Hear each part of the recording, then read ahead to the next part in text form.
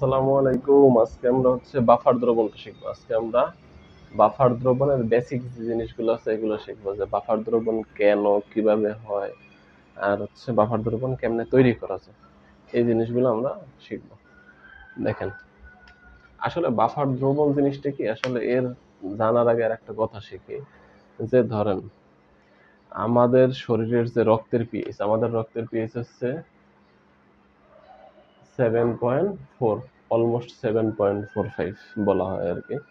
তো এই পিএইচ এর 0.5, মানে 0.5 এর যদি কম বেশি হয়, এই 7.4 এর থেকে 0.5 কম বা 0.5 বেশি যদি হয়, তাইলে আমাদের মৃত্যুর ঝুঁকি অনেক বেড়ে যায়। মানে আপনি এমনি মরে যাওয়ার সম্ভাবনাই 95% বলা যায়, মানে মরে যাবো আর কি এমন।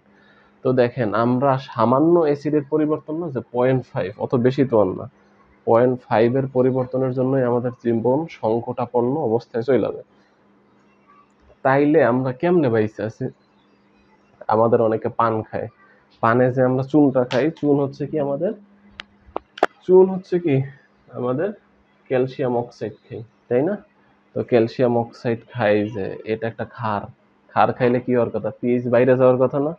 আপনি জানেন, সামান্য আমরা পানিতে যদি সামান্য একটু চুন দিই, তাইলেই পিএইচ কত হয়ে যায়? 10 থেকে 12 হয়ে যায়, 10-12 হয়ে যায়। তো 10-12 হইলে মানুষ কি বাইচা থাকার কথা? থাকে না, কিন্তু তারপরও বাইচে আছে। তারপর দেখেন, আমরা লেবুর শরবত খাই, তারপর আমরা আরো কত কি খাই, আমরা মজো খাই, স্পিড, হাবি-জাবি, নাম আমরা অন্য দেশের প্রোডাক্টের নাম নাই বললাম। তো এই জিনিসগুলা খাই নাকি? এগুলো সব অ্যাসিডীয় জিনিস। তো অ্যাসিডীয় জিনিস খাইলে কি হওয়ার কথা? পিএইচ কইমা যাওয়ার কথা, কিন্তু কমে না। কেন কমে না? কারণ সৃষ্টিকর্তা আমাদের ভিতরে এমন একটা সিস্টেম তৈরি করে দিছে, যে আমরা যখন অ্যাসিড খাই, অ্যাসিডটারেও সে ধ্বংস করতে পারে, আর যখন ক্ষার খাই, ক্ষারটারেও কি করতে পারে? আমাদের এই রক্তের ভিতরে যে সিস্টেম আছে, এই সিস্টেমটা কি ধ্বংস করতে পারে। আর এই সিস্টেমটারে বলা হয় কি বাফার দ্রবণ। এই সিস্টেমটারে বলা হয় কি বাফার দ্রবণ বা বাফার সিস্টেম। এখন বাফার দ্রবণ, তাইলে সংজ্ঞাটা লেখা যায় কিরকম? সংজ্ঞাটা খুবই ইম্পর্টেন্ট। দেখেন, যে দ্রবণে যে দ্রবণে সামান্য তীব্র অম্ল তীব্র অম্ল বা ক্ষারক যোগ করলেও দ্রবণের পিএইচ এর তেমন কোনো পরিবর্তন হয় না, সে দ্রবণকে বাফার দ্রবণ বলে। ঠিক আছে, ওই দ্রবণটারই আমরা বাফার দ্রবণ বলবো। যেমন আপনার কাছে একটা দ্রবণ আছে, সলিউশন আছে, এর ভিতরে আপনি সামান্য অ্যাসিড দিলেন। কি দিলেন? অ্যাসিড। সামান্য শব্দটা কেন বলতেছি সেটাও বলতেছি। আর এখানে ধরেন বেস বা ক্ষার দিলেন।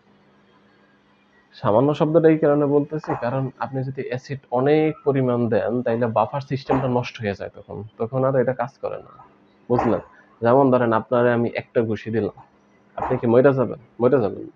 এখন যদি আমি কন্টিনিউয়াসলি 2-3 ঘন্টা যাবত ঘুষি, তাইলে কি বাঁচবেন? আর বাঁচার তো কথা না। তো এরকম।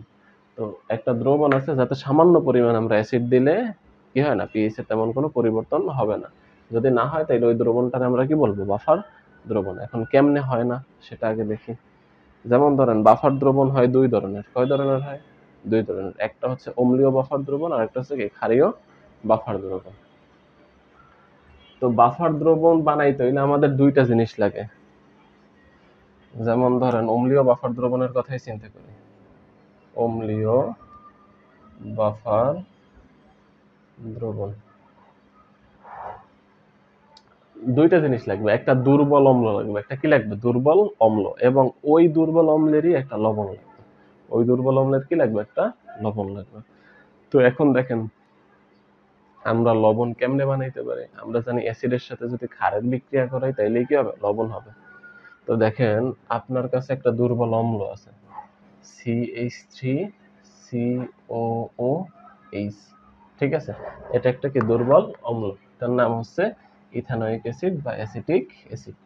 তো আপনার কাছে লবণটা নাই, এখন কি করবেন? যদি লবণ না থাকে তো লবণ তো বানাই নেওয়া লাগবে আমার। এখন বানাবো কেমনে? এই অ্যাসিড আপনি কিছু পরিমাণ আলাদা নিবেন, নিয়ে ওইটার ভিতরে যদি ক্ষার যোগ করেন তাইলেই লবণ উৎপন্ন হয়ে যাবে। তাইলে দেখেন কেমনে, আমি এটা বাইরে করতেছি, মানে ওই পাত্রের ভিতরে না, আমি এখান থেকে কতটুকু অ্যাসিড নিয়ে আমি তারপরে এই কাজটা করতেছি। ধরেন CH3 COOH প্লাস হচ্ছে ক্ষার হচ্ছে সোডিয়াম হাইড্রোক্সাইড নিলাম, তাইলে কি উৎপন্ন হবে? উৎপন্ন হয় সোডিয়াম অ্যাসিটেট, CH3COONA প্লাস হচ্ছে H2O, নাকি? দেখেন, এইটা হচ্ছে লবণ, এটা কি আমাদের লবণ, কারণ পানি ছাড়া যেটা থাকবে এটারে ম্যাক্সিমাম টাইম লবণ বলা যায়। এটা হচ্ছে একটা লবণ। তো আপনার লাগবে কি কি? আমি বললাম কি অম্লীয় বাফার দ্রবণ তৈরি করতে আপনার দুইটা জিনিস লাগবে, একটা লাগবে অম্লটা আর একটা লাগবে কি আপনার ওই অম্লের লবণ লাগবে। এই দুইটা জিনিস যদি আপনি মিশান একটা পাত্রের ভিতরে, তাইলে যেটা সৃষ্টি হবে ওইটাই হচ্ছে কি আপনার একটা বাফার দ্রবণ। তাইলে আমি এই দুইটা জিনিস নিলাম, বাদ বাকিগুলো সব মুছে দিলাম। আমি কি করব, একটা পাত্র নিলাম, এটা ধরেন একটা পাত্র, এই পাত্রের ভিতরে আমি অ্যাসিড নিব, ধরেন 100 ml আমি CH3 নিলাম, CH3COOH, এটা নিলাম 100 ml, আর 100 ml নিলাম CH3COONA। এই দুইটা যদি মিশাইলে যে একটা দ্রবণ তৈরি হবে, যেমন ধরেন পানির ভিতরে চিনিও মিশাইলেন, তারপর হচ্ছে ধরেন ট্যাংও মিশাইলেন, মিশাইলে যেটা হলো এটা শরবত। সিমিলারলি আপনি যদি CH3COOH আর হচ্ছে CH3COONA মিশান, তাহলে যেটা হবে এটা হচ্ছে কি বাফার দ্রবণ। তো এই বাফার দ্রবণটা এখন তৈরি হয়ে গেল, যদি আপনি মিশাইছেন তার মানে বাফার দ্রবণ হয়ে গেছে। এখন এর ভিতরে আপনি যদি এখন অ্যাসিড মিশান সামান্য বা সামান্য তীব্র ক্ষার মিশান, তাইলে এ হচ্ছে কি একটা রেজিস্ট্যান্স তৈরি করে ফেলবে অ্যাসিড ক্ষারের বিরুদ্ধে, যে অ্যাসিড পিএইচ কমাইতে দিবে না আর ক্ষারের পিএইচ কি বাড়াইতে দিবে না। মানে এখন এটা একটা বাফার দ্রবণ হয়ে গেল, এর ভিতরে আপনি সামান্য অ্যাসিড দিলেও কিছু হবে না, ক্ষার দিলেও কি কিছু হবে না। এখন কেন হয় না, জাস্ট এটুকু একটু আমরা দেখি যে কেন এর ভিতরে অ্যাসিড দিলে অ্যাসিডটা ধ্বংস হয়ে যায় এবং কেন ক্ষার দিলেও ক্ষারটা কি আমাদের ধ্বংস হয়ে যায়। দেখেন আপনি যে আমাদের অ্যাসিডটা যে আছে, অ্যাসিডটা একটু লিখি CH3COOH। আচ্ছা দেখেন, অ্যাসিড এ তো বিয়োজিত হবে, যেহেতু আমি মিশাইছি পানির ভিতরে, তাইলে এ বিয়োজিত হবে, বিয়োজিত হইয়া এটা যেহেতু দুর্বল অ্যাসিড তার মানে উভমুখী চিহ্ন হবে। দুর্বল অ্যাসিড গুলো কি হয়, উভমুখী চিহ্ন হয়, আর হবে কি CH3COO মাইনাস উৎপন্ন হয়, জাস্ট এটা একটু মনে রাখতে পারেন, প্লাস হচ্ছে H প্লাস উৎপন্ন হয়। আর আমাদের যে লবণ, লবণ অলওয়েজ আমাদের তীব্র হয়, লবণ অলওয়েজ কি হয়, ম্যাক্সিমাম টাইম লবণই হচ্ছে তীব্র হয়। তো CH3COONA এটা বিয়োজিত হয়ে উৎপন্ন করবে কি CH3COO মাইনাস প্লাস হচ্ছে কি আমাদের Na। তো এই দুইটা আসলে আমার এই দ্রবণের ভিতরে আছে। এখন দেখেন আপনি যদি বাইরে থেকে অ্যাসিড যোগ করেন, বাইরে থেকে কি অ্যাসিড যোগ করেন, অ্যাসিড মানে কি, অ্যাসিড মানে হচ্ছে H প্লাস, এটাই হচ্ছে অ্যাসিড চিন্তা করি আমরা, এটারই আমরা কি চিন্তা করি, অ্যাসিড। আর ক্ষার কোনটারে চিন্তা করি, OH মাইনাস কে আমরা ক্ষার চিন্তা করি, এটা হচ্ছে বেস। তো দেখেন অ্যাসিড যোগ করা মানে কি যোগ করা, হাইড্রোজেন আয়ন যোগ করা। অ্যাসিড যোগ করা মানে কি হাইড্রোজেন আয়ন যোগ করা। যেমন ধরি আমি বৃষ্টি পড়া মানে কি হয়, পানি যোগ করা, আকাশ থেকে পানি পড়তেছে ভূমিতে, তাই না? সিমিলারলি অ্যাসিড যোগ করা মানে কি যোগ করা, হাইড্রোজেন আয়ন যোগ করা। এখন দেখেন আপনি হাইড্রোজেন আয়নটা যোগ করলেন, এটারে যদি ধ্বংস করে ফেলতে পারেন তাইলেই তো আর হাইড্রোজেন আয়নের প্রভাব কাজ করবে না। যেমন ধরেন আকাশ থেকে বৃষ্টি পড়লো, বৃষ্টিটা আপনার বাসায় ঢুকতেছে না বা হচ্ছে বাসার বারান্দায় পড়লো, ওইটা সব পানিটা আবার বের হয়ে যেতেছে, যখনই বৃষ্টি পড়তেছে সাথে সাথে বের হয়ে যেতেছে। তাইলে আপনার বারান্দার উপরে এই বৃষ্টির পানি কি কোনো প্রভাব ফেলবে? ফেলবে না, কারণ বারান্দায় পানিতে ভরা যাবে না, এটাই তো। সিমিলারলি এই অ্যাসিড হাইড্রোজেন আয়ন হচ্ছে যোগ করা, অ্যাসিড যোগ করা মানে হাইড্রোজেন আয়ন যোগ করা। আর এটা যদি কোনোভাবে আপনি ধ্বংস করে দিতে পারেন তাইলেই তো আপনার অ্যাসিডের কোনো প্রভাব পড়লো না।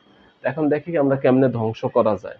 অ্যাসিড যোগ করলে হয় কি, এই যে আমাদের H প্লাসটা এর সাথে বিক্রিয়া করে, এর সাথে বিক্রিয়া করে কি করে ফেলে, CH3COOH এটুক তৈরি করে, বুঝলাম, CH3COOH তৈরি করে। এখন দেখেন অ্যাসিড মিলাইলাম, মিলানোর পরে ও বিক্রিয়া করে ফেললে, তার মানে কি অ্যাসিড আর আছে? মানে স্ট্রং অ্যাসিডটা মিলাইলেন, হাইড্রোজেন প্লাস আয়ন তো আর নাই, আছে? নাই। মানে যারে মিলাইছি সে হচ্ছে কি আমাদের এটার সাথে বিক্রিয়া করে ফেলছে। এখন যদি বিক্রিয়াই করে ফেলে তাইলে তো সে আর নাই, সে কি আর আছে? নাই, শেষ হয়ে গেছে, তাই না? এখন যেটা উৎপন্ন হয়েছে বলতে পারেন এটা তো অ্যাসিড। হ্যাঁ, এটা অ্যাসিড ঠিক আছে, কিন্তু এটা খুবই দুর্বল। এটা কি খুবই দুর্বল? আর আমরা জানি দুর্বল অ্যাসিড তেমন পিএইচ এর পরিবর্তন করে না। এজন্য সংজ্ঞায় লিখছিলাম যে পিএইচ প্রায় স্থির থাকে বা পিএইচ এর তেমন কোনো পরিবর্তন হয় না। এ সামান্য একটু পরিবর্তন করে, খুবই কম।